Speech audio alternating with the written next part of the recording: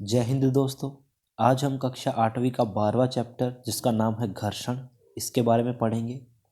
इस चैप्टर में हम घर्षण बल, उसकी परिभाषा, घर्षण बल के पीछे के कारण, घर्षण बल को किस किस तरीके से कम किया जा सकता है, घर्षण बल के क्या क्या प्रकार होते हैं, इन सब चीज़ों के बारे में डिटेल से पढ़ेंगे। बहुत ही इंटरेस्टिंग चैप्टर है, इसको ध्यान से हम देखेंगे और समझेंगे। देखिए, सबसे पहले कोई हॉकी खिलाड़ी बॉल को हिट करता है हॉकी स्टिक से। कुछ देर के बाद वो हॉकी जो बॉल है वो रुक जाती है। वहीं पर जब किसी ट्रैफिक सिग्नल पे कार के ब्रेक लगाए जाते हैं तब वो गाड़ी भी रुक जाती है। क्या कभी सोचा है कि कोई भी चलती हुई वस्तु या वाहन ऐसे क्यों रुक जाते हैं, उसके पीछे का क्या कारण है? वहीं कई बार अगर हमारा पैर किसी केले के छिलके पर गिर जाता है, हमारा जो पैर है वो केले के छिलके पर आ जाता है, तो हम फिसल जाते हैं और हम गिर पड़ते हैं। तो ये सब चीज़ें क्यों होती हैं? आज हम इस वीडियो में इन्हीं सब चीज़ों के जवाब समझेंगे, जानेंगे, और हम जानेंगे कि इन सब के पीछे जो उत्तरदायी बल है उसे हम घर्षण बल कहते हैं। घर्षण बल या फिर फ्रिक्शनल फोर्स। देखिए, दो सतहों के बीच लगने वाला बल जो किसी वस्तु की गति का विरोध करता है। जैसे कि हमने बताया कि एक बॉल को हिट किया था, बॉल इस दिशा में जा रही है और बॉल के ऊपर बाहर से किसी ने कोई बल नहीं लगाया, परंतु थोड़ी देर जाने के बाद ये बॉल रुक जाती है। उसका कारण क्या है? बॉल पर इस दिशा में जो बल लगाया गया उसके विपरीत दिशा में जो बॉल के ऊपर बल लगता है वो घर्षण बल होता है, और उसी बल की वजह से बॉल जो है वो रुक जाती है। तो यहाँ पर देखिए, बड़ी सिंपल सी डेफिनेशन है। दो सतहों के बीच लगने वाला बल जो किसी वस्तु की गति का विरोध करता है। जैसे ये बॉल आगे बढ़ रही थी, गति कर रही थी, तो उसका विरोध करके इस बॉल को वहाँ पर रोक देता है, यही घर्षण बल है। ठीक है, यह एक संपर्क बल है। संपर्क बल का अर्थ होता है कि जिस बल को लगने के लिए संपर्क में आना पड़ता है वस्तुओं को, उसे हम संपर्क बल कहते हैं। तो घर्षण एक संपर्क बल है। अगर हम किसी वस्तु को बाएं से दाएं धकेलते हैं तो जो घर्षण बल है वो विपरीत दिशा में लगेगा। अगर हम बाएं से दाएं धकेल रहे हैं तो उसके ऊपर जो घर्षण बल लगेगा वो दाएं से बाईं ओर लगेगा। इसको समझने के लिए हमारे पास एग्जाम्पल है। देखिए, हम इस बुक को इस दिशा में धकेल रहे हैं तो इसके ऊपर जो घर्षण बल लगेगा वो इस दिशा में लगेगा। वहीं दूसरी ओर अगर मैं इस पुस्तक को विपरीत दिशा में धकेलता हूँ, अर्थात इस बार मैंने पुस्तक को इस दिशा में धकेला, तो इस पुस्तक के ऊपर जो घर्षण बल है वो इस दिशा में लगेगा। ऐसा क्वेश्चन कई बार पेपर में आता है कि एक वस्तु को आप बाएं से दाएं धकेल रहे हैं तो उसके ऊपर लगने वाला जो बल है, घर्षण बल है, वो किस दिशा में लगेगा? तो वो हमेशा विपरीत दिशा में लगता है। ठीक है, इसके बाद घर्षण बल का कारण क्या होता है, किस कारण से घर्षण बल लगता है? देखिए, जब दो सतहें आपस में संपर्क में आती हैं तो वो एकदम से स्मूथ, एकदम से चिकनी नहीं होती। उनके बीच में कुछ इरेगुलरिटीज़ होती हैं, अनियमितता होती है उसके अंदर। ठीक है, देखिए, बॉल और यहाँ पर एक हमारे पास एग्जाम्पल दिया है, बुक और टेबल। बुक और टेबल जो है हमें दिखने में स्मूथ दिखती है कि उनके बीच में कोई इरेगुलरिटी, कोई भी अनियमितता नहीं है, परंतु अगर हम उसको ध्यान से देखें, देख तो नहीं पाएंगे, लेकिन अगर हम उसको समझें तो उनके बीच में हमेशा अनियमितता होती है। और इस अनियमितता के कारण वो आपस में खांचे की तरह एक दूसरे के अंदर फंस जाते हैं, इंटरलॉक हो जाते हैं, जिसकी वजह से उनके बीच घर्षण बल लगता है। ठीक है, ये घर्षण बल का कारण है। देखिए, किन्हीं दो सतहों के बीच होने वाली जो अनियमितता है उसके कारण घर्षण बल लगता है, क्योंकि इन अनियमितता के कारण एक सतह दूसरी सतह में धंस जाती है, जिसकी वजह से घर्षण बल लगता है। ये एक दूसरे के अंदर फंस जाएंगे, इंटरलॉक हो जाएंगे, तब इनको यहाँ से खिसकाना या इस बुक को यहाँ से हिलाना मुश्किल हो जाता है। उसके लिए बल लगाना पड़ता है, वही बल हमारा घर्षण बल है। ठीक है, तो घर्षण बल का जो कारण है वो ये अनियमितता है, या फिर कहूँ इरेगुलरिटीज़ होती हैं सरफेस के अंदर। सरफेस थोड़े से रफ होते हैं, वो रफनेस ही उसका कारण है। नेक्स्ट, घर्षण बल को प्रभावित करने वाले कारक। किन किन कारकों पर निर्भर करता है घर्षण बल? देखिए, इस चीज़ को समझने के लिए हम एक छोटी सी एक्टिविटी करते हैं। हमने एक स्लोप बनाया लकड़ी से, उसके ऊपर एक निशान लगा लिया, पॉइंट ए। उस पॉइंट ए से हम एक सेल को छोड़ रहे हैं और आगे हमारे पास एक टेबल है, तो टेबल पर जो सेल है उसने इतनी डिस्टेंस कवर की। फिर हम इस टेबल के ऊपर एक कपड़ा रख के सेम इसी एक्टिविटी को दोबारा से दोहराते हैं। हमने सेम पॉइंट ए से उसी सेल को छोड़ा तो हमने देखा कि कपड़े के ऊपर उसने कम दूरी तय की, अर्थात जब केवल टेबल थी तो उसने ज़्यादा दूरी तय की, और अगर जब कपड़ा बीच में आ गया तो दूरी कम तय की। इसका अर्थ ये होता है कि जो टेबल है उसका पृष्ठ, उसका जो सरफेस है वो थोड़ा चिकना था, कपड़ा थोड़ा सा रफ होता है। अर्थात अगर कोई चिकनी चीज़ होती है तो वहाँ पर घर्षण कम लगता है, और जो रफ और खुरदरी जो सतहें होती हैं उनके ऊपर घर्षण ज़्यादा लगता है। अतः चिकने पृष्ठ पर घर्षण बल कम लगता है। इसी कारण से चिकने तल पर चलना कठिन होता है। यही कारण है कि कई बार बारिश के मौसम में जब फर्श गीला हो जाता है और हमारे जो चप्पल या फिर जो जूते हैं अगर वो फ्लैट हों, उनके नीचे के खांचे घिस गए हों, तो हम कई बार फिसलते फिसलते बचते हैं और फिर फिसल भी जाते हैं, क्योंकि चिकने पृष्ठ पर चलना मुश्किल होता है। उसका कारण यह है कि चिकने पृष्ठ पर घर्षण कम लगता है। ठीक है, तो यहाँ पर घर्षण बल जो है चिकने पृष्ठ पर कम लगता है और जो रफ सरफेसेस होते हैं उनके ऊपर घर्षण बल ज़्यादा लगता है। अब इसके बाद आता है घर्षण बल के प्रकार। घर्षण कितने प्रकार का होता है? देखिए, घर्षण को हम 3 प्रकार से बांटते हैं। सबसे पहला है स्थैतिक घर्षण, इसको अंग्रेजी में स्टैटिक फ्रिक्शन कहते हैं। किसी रुकी हुई वस्तु को चलाने के लिए जो लगाया गया बल है उसे हम स्थैतिक फ्रिक्शन कहते हैं या फिर स्थैतिक घर्षण कहते हैं। ठीक है, वहीं दूसरा है सर्पी घर्षण, इसको स्लाइडिंग फ्रिक्शन कहते हैं। किसी गतिशील वस्तु को उसी चाल से गतिशील रखने के लिए लगाया गया जो बल है उसे हम सर्पी घर्षण कहते हैं। 2 प्रकार के हो गए। स्थैतिक का मतलब होता है कोई वस्तु रुकी हुई है, आपके कमरे में एक सोफ़ा है, आपको उसको अपनी जगह से खिसकाना है, तो उसको खिसकाने के लिए जितना बल लगाना पड़ेगा, उसको विराम अवस्था से गतिज अवस्था में लाने के लिए जितना बल लगाना पड़ेगा वो उसका स्थैतिक घर्षण होगा। वहीं एक बार वो अपनी जगह से हिल गया, उसके बाद उसको कंटिन्यू उसी गति से चलाने के लिए जो बल लगाना पड़ेगा उसे हम सर्पी घर्षण कहते हैं। ये दोनों में फ़र्क है। रुकी हुई वस्तु स्थैतिक, चलती हुई वस्तु को चलाने में सर्पी घर्षण लगता है। एक तीसरे प्रकार का घर्षण होता है लोटन घर्षण, जिसको अंग्रेजी में रोलिंग फ्रिक्शन कहते हैं। रोलिंग फ्रिक्शन का मतलब होता है, जैसे नाम से पता चल रहा है रोलिंग, लोटन। इसमें क्या होता है, जैसे कोई ड्रम जैसी कोई चीज़ है, अगर हम उसको धक्का लगा के लेके जाएं तो उस ड्रम के ऊपर जो घर्षण बल लगता है उसे हम लोटन घर्षण कहते हैं। ठीक है, जब एक वस्तु दूसरे वस्तु या सतह पर लुढ़कती है तो उसका जो विरोध होता है उसे हम लोटन घर्षण कहते हैं। अब हम तीनों के बारे में जानते हैं कि तीनों में कौन ज़्यादा लगता है, कौन कम होता है। इन चीज़ों को समझते हैं। देखिए, एक लकड़ी का बॉक्स है, उसको 2 लोग धक्का लगा रहे हैं और उसने जस्ट चलना स्टार्ट किया, मतलब वो विराम अवस्था से एकदम से चलना शुरू किया, तब जो घर्षण बल लग रहा है वो स्थैतिक घर्षण था। वहीं उसके चलने के बाद जो उसको कंटिन्यू चलाए रखने के लिए जो घर्षण बल लगता है उसे हम सर्पी घर्षण कहते हैं। अब इसके अंदर आप ये चीज़ महसूस करेंगे, जब कोई चीज़ विराम अवस्था में होती है तब उसको चलाने के लिए जो बल है वो ज़्यादा लगाना पड़ता है। अर्थात जो पहली वाली सिचुएशन है, इसके अंदर अगर मान लीजिए 5 न्यूटन बल लगाना पड़ रहा है, तो दूसरी वाली जो स्थिति है जिसके अंदर सर्पी घर्षण हम लगा रहे हैं, मतलब वस्तु चल पड़ी है उसके बाद उसको चलाते रहना है, तब उसके अंदर कम जो है बल लगाना पड़ेगा। मान लीजिए उसके अंदर 3 न्यूटन बल लगेगा। तो इन दोनों से मुझे ये पता चल रहा है कि स्थैतिक घर्षण हमेशा ज़्यादा लगता है और सर्पी घर्षण उसके मुकाबले थोड़ा सा कम होता है। और इन तीनों से ही कम होता है लोटन घर्षण। देखिए, एक ड्रम को ले जाने के 2 तरीके हैं। एक तो आप उस ड्रम को इस तरह से पहली वाली स्थिति के हिसाब से खींच के लेके जाएं, धक्का लगा के लेके जाएं, तो आप परेशान हो जाएंगे, आपको ज़्यादा बल लगाना पड़ेगा।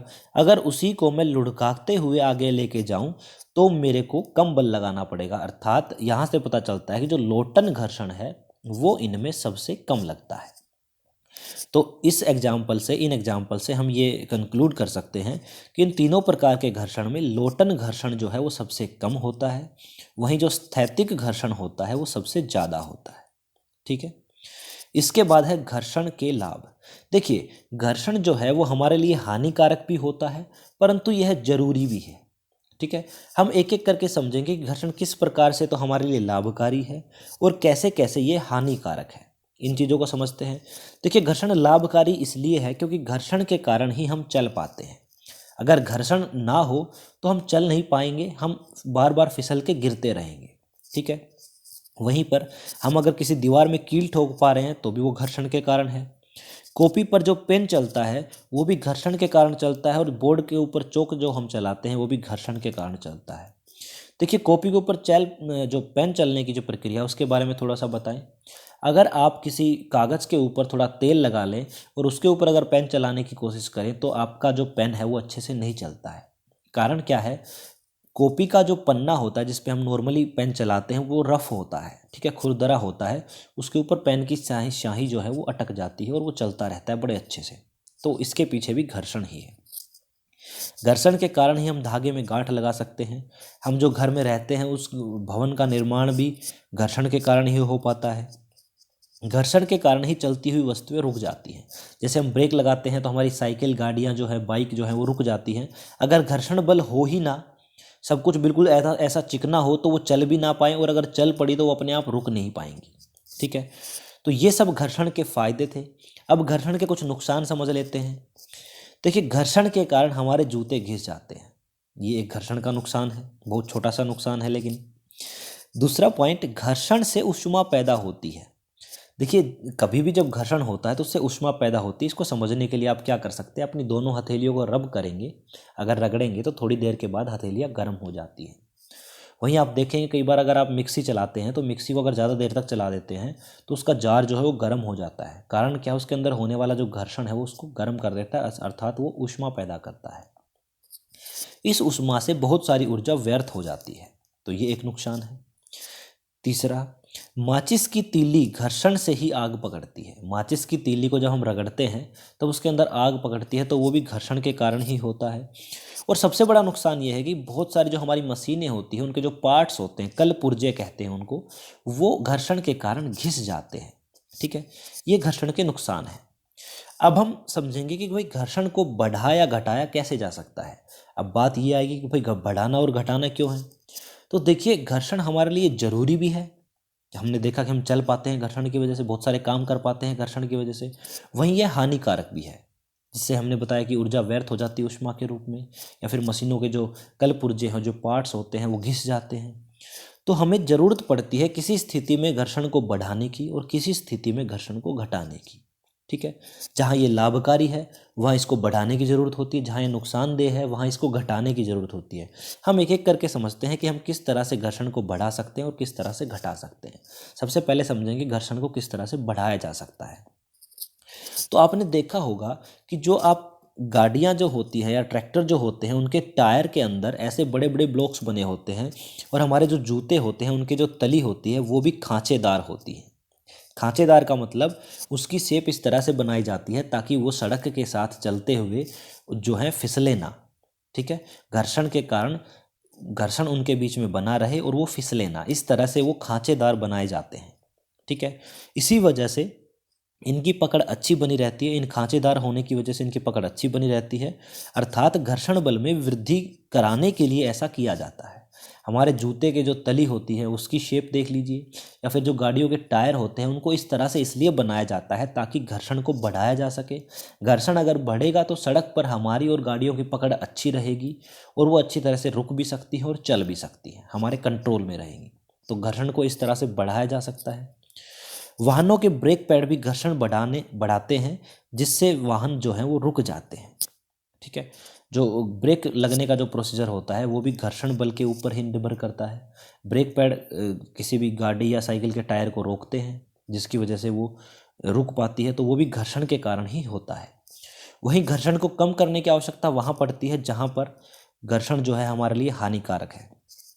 तो उसके लिए सबसे अच्छा है, आप लोगों ने देखा होगा कि कभी भी जहाँ पर घर्षण होता है ज़्यादा तो उसको कम करने के लिए मशीनों में हम स्नेहक लगाते हैं। स्नेहक का मतलब होता है लुब्रिकेंट्स। हम मशीनों में तेल और ग्रीस जैसी चीज़ें लगाते हैं। उससे क्या होता है कि जो थोड़ी सी अनियमितता है, जो इरेगुलरिटीज़ थी सरफेस के बीच में, सतहों के बीच में, वो थोड़ी कम हो जाती है। इसी कारण से मशीनों में स्नेहक के रूप में तेल या ग्रीस लगाई जाती है। तेल और ग्रीस थोड़े चिकने होते हैं जिसकी वजह से घर्षण कम होता है इनका। आपने कैरम बोर्ड अगर आप खेलते हो तो कैरम बोर्ड पे जब जो स्ट्राइकर है वो नहीं चलता, कई बार मतलब थोड़ी दूर जाके रुक जाता है, तब भी हम उसके ऊपर थोड़ा महीन पाउडर डालते हैं, और वो पाउडर जो है वो क्या करता है, वो घर्षण को कम करता है और स्ट्राइकर जो है वो बहुत अच्छे से चलने लगता है। ठीक है। तो ये किस तरह से कम करते हैं उसको इस चित्र से समझाया गया है। देखो इस डायग्राम में आपको एक सतह ऊपर दी है ब्लू कलर की, एक डार्क कलर की सतह नीचे दी है। इन दोनों के बीच की जो अनियमितता है वो आपको दिखाई हुई है। इसके बीच में हमने जो स्नेहक है, जो चिकनाई या तेल ग्रीस है, वो हमने लगा दिया, जिसकी वजह से उस इरेगुलरिटीज़ में जो अनियमितता है उसके अंदर वो चिकनाई चली जाएगी और जो सरफेस है वो एक दूसरे के ऊपर बड़े आराम से मूव कर सकते हैं। इसीलिए हम स्नेहक का इस्तेमाल करते हैं। बहुत सारी मशीनों में ग्रीस लगाने का काम, ऑयल लगाने का काम इसीलिए किया जाता है ताकि उसमें घर्षण को कम किया जा सके। तो अगर आपसे कोई ये पूछ ले घर्षण को कैसे कम करेंगे, तो स्नेहक लगा के, मतलब लुब्रिकेंट्स लगा के हम घर्षण को कम कर सकते हैं। उसके अलावा एक और तरीका है, जो पहिए होते हैं वो भी घर्षण को कम करते हैं।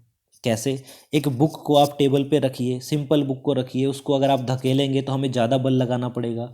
अगर उसी बुक के नीचे मैं 3-4 पेंसिल लगा दूं और फिर उसको धक्का लगाऊं तो उसके ऊपर कम बल लगाना पड़ेगा, क्योंकि जो पहिए हैं वो घर्षण बल को कम कर देते हैं। इसी कारण से एक बिना पहिए वाले सूटकेस से एक पहिए वाले सूटकेस को खींच के ले जाना आसान होता है। इस पहिए वाले सूटकेस को एक बच्चा भी खींच के ले जा सकता है, क्योंकि पहिए की वजह से घर्षण कम लगता है। अब कई बार ये पूछा जा सकता है कि पहिए की वजह से घर्षण क्यों कम लगता है। तो देखिए, घर्षण कम लगने का मतलब है, अगर कम सतह किसी दूसरी सतह को टच करेगी तो घर्षण कम लगेगा। ठीक है। अगर पूरी की पूरी पुस्तक इस टेबल को टच कर रही होती तो घर्षण ज़्यादा लगता, लेकिन अभी केवल 3 पेंसिल का छोटा छोटा एरिया जो है वो उस टेबल को टच कर रहा है। अगर सरफेस एरिया, अगर दोनों के ऊपर लगने वाला जो सरफेस एरिया है वो कम हो जाता है तो वहाँ पर घर्षण बल भी अपने आप कम हो जाता है। ठीक है।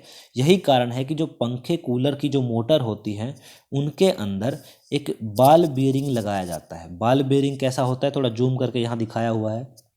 एक गोल संरचना, इसके अंदर छोटे छोटे छोटे जो मेटल के बोल्स होते हैं, इस तरह की संरचना लगाई जाती है, जिससे बड़ी आसानी से बिना घर्षण के या फिर कम घर्षण के घूम पाते हैं। ठीक है। इसके बाद है हमारे पास तरल घर्षण या फिर कर्षण। देखिए, अभी तक हमने सीखा कि जो सॉलिड सतह होती है, मतलब ठोस रूप की जो सतह होती है, टेबल है, फर्श है, सोफा है, इनके बीच लगने वाला जो घर्षण है उसके बारे में सीखा। अब हम सीखेंगे तरल पदार्थों द्वारा लगाया गया घर्षण। तरल पदार्थों द्वारा जो लगाया गया घर्षण है उसको हम तरल घर्षण या फिर कर्षण भी कह सकते हैं। इसको अंग्रेजी में ड्रैग कहा जाता है। ठीक है। इसको समझते हैं। तरल पदार्थ जैसे हवा या पानी द्वारा लगाया गया जो घर्षण है उसे तरल घर्षण या फिर कर्षण कहते हैं, जिसे अंग्रेजी में ड्रैग कहते हैं। इसी को कम करने के लिए पक्षियों, वायुयान, पानी के जहाज और मछली की जो आकृति होती है, आप इमेजिन कर लीजिए कैसी आकृति होती है, उस आकृति को हम कहते हैं धारा रेखीय आकृति। अर्थात इस तरह की शेप होती है, मान लीजिए ऐसी शेप है कि इससे जो आसपास का तरल है वो साइड से निकल जाए, घर्षण कम करते हुए निकल जाए और ये चीज़ बीच में से सामने निकल जाए। ऐसी जो आकृति है इसको हम कहते हैं धारा रेखीय आकृति। तो तरल घर्षण को कम करने के लिए ही जो एरोप्लेन है उसका डिज़ाइन इस तरह से किया जाता है। पक्षी का डिज़ाइन प्रकृति ने ऐसा किया है। मछलियों का डिज़ाइन प्रकृति ने ऐसा किया है कि वो पानी में से आराम से निकल जाए, पानी को साइड में से काटते हुए, घर्षण को कम करते हुए। और मछली को देखते हुए ही जो पानी के जहाज होते हैं उनका डिज़ाइन भी इस तरह का किया जाता है। अगर इस डिज़ाइन का कोई नाम पूछ ले तो आप बोलेंगे उनकी आकृति धारा रेखीय होती है। ठीक है। ये था तरल घर्षण। यहाँ पर हमारा चैप्टर ख़त्म होता है। एक बार समरी देख लेते हैं क्या क्या हमने पढ़ा। हमने इस चैप्टर में घर्षण बल के बारे में पढ़ा, घर्षण बल के कारण समझे, घर्षण बल को प्रभावित करने वाले कारकों के बारे में जाना, घर्षण के 3 प्रकार हमने समझे, घर्षण जरूरी क्यों है और घर्षण हानिकारक कैसे है उस चीज़ को जाना। उसके बाद हमने घर्षण को कम करने का या बढ़ाने के तरीके समझे, और उसके बाद सबसे लास्ट में हमने सीखा तरल घर्षण या फिर कर्षण के बारे में। ठीक है। यहाँ पर ये हमारा चैप्टर ख़त्म होता है। आप सभी का वीडियो लास्ट तक देखने के लिए धन्यवाद। अगर आपको वीडियो अच्छी लगी हो तो चैनल को सब्सक्राइब करें। Thank you.